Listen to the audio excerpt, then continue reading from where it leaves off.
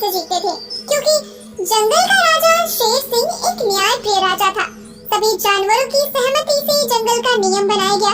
यदि कोई जानवर इस नियम को तोड़ता तो राजा उसे कड़ी सजा देता था। सभी जानवर जंगल के नियम से खुश थे, लेकिन जंगल में एक ऐसा था जो जंगल के नियम से बिल्कुल भी खुश नहीं था।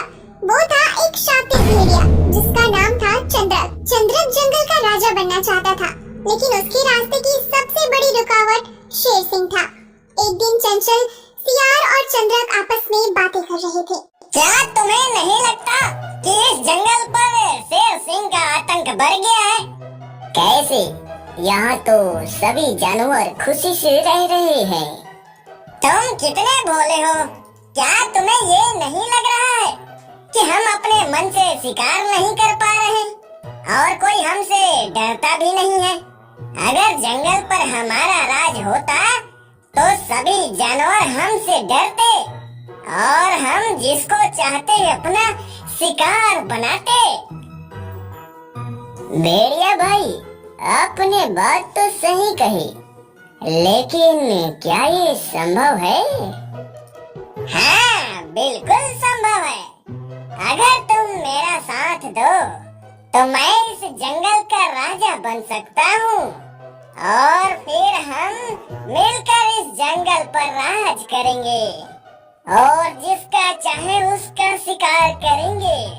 सियार लालच में आ गया। मैं आपके साथ हूँ।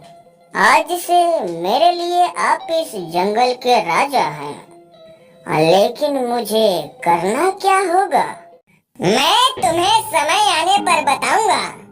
अभी मुझे जंगल के खूंखार शिकारियों को अपने साथ लेना है, जिससे हम शेर सिंह का शिकार आसानी से कर पाएं। मैं उनसे बात करूंगा। तब तक ध्यान रहे ये बात किसी को पता नहीं चलनी चाहिए। ठीक है, मैं इस बात का ध्यान रखूंगा। कुछ दिन बीतने के बाद भेड़िया सियार से मिला। तुम्हें शेर सिंह को कैसे भी करके जंगल के बीच में जो तालाब है उसके पास लेके आना होगा। ठीक है, मैं अपनी पूरी कोशिश करूंगा। दोनों देर तक बातें की और फिर वहाँ से दोनों चले गए। अगले दिन जब सियार तालाब पर पानी पीने गया, उसने हिरन जिसका नाम विज्जू था तालाब के किनारे खड़ा देखा। सियार उसके पास जाकर बोला, क्या मुझे देखकर तुम्हें डर नहीं लगा? मैं तुम्हें अभी मार कर खा सकता हूँ। शायद तुम इस जंगल के नियम को भूल रहे हो। मुझे मार कर तुम बच नहीं सकते।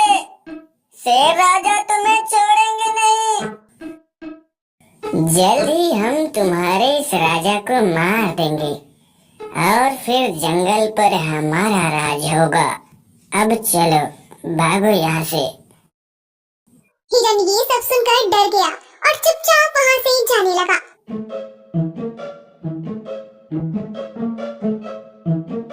मुझे ये सब शेर सिंह को बताना होगा, नहीं तो जंगल पर बहुत बड़ा संकट आ सकता है। हिरन बिना देर किए हुए शेर सिंह के पास गया।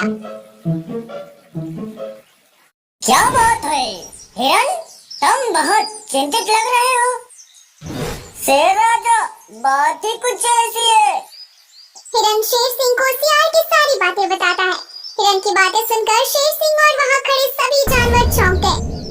क्या तुम बता सकते हो कि हमारे राजा को कौन मारना चाहता है?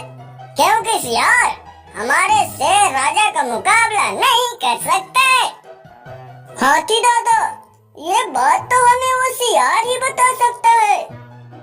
चिता जो शेर सिंह का अंगरक्षक था, उसने बोला, शेर राजा, मैं उस सियार को लाकर आपके सामने खड़ा करता हूँ और हिरन, तुम मेरे साथ चलो।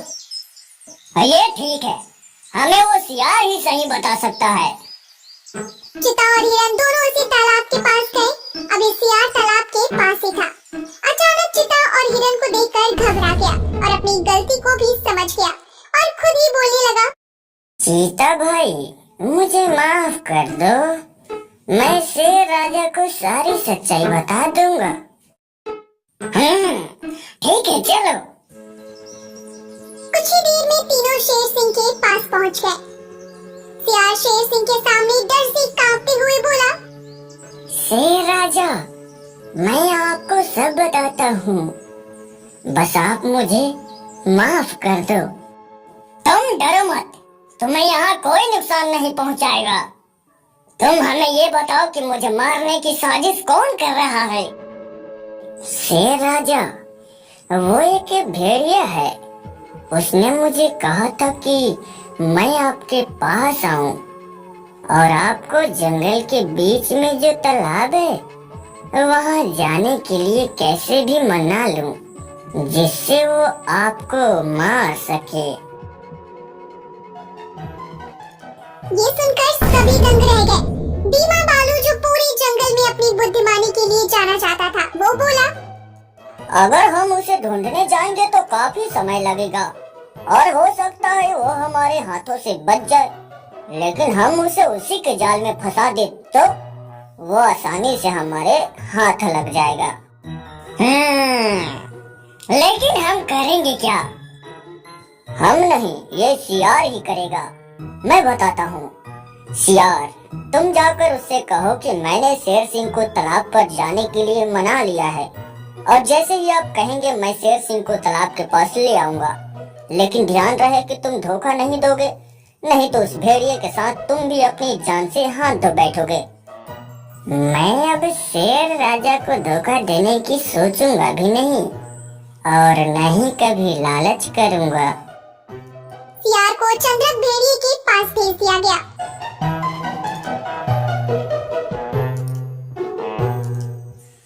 जंगल के नए राजा की जय हो। कहो चंचल, क्या तुमने शेर सिंह को तालाब पर जाने के लिए मना लिया? सियार ने भेड़िया को वही सब बोला जो उससे बोलने के लिए कहा गया था। भेड़िया ने ये सब सुनकर बहुत खुश हुआ और बोला, फिर इसमें देर करने की कोई जरूरत नहीं है। हम आज ही शेर सिंह को खत्म कर देते हैं। आज रात को तुम शेर सिंह को तालाब पर ले आओ। जैसा आप बोले, फिर हम तालाब पर ही मिलते हैं।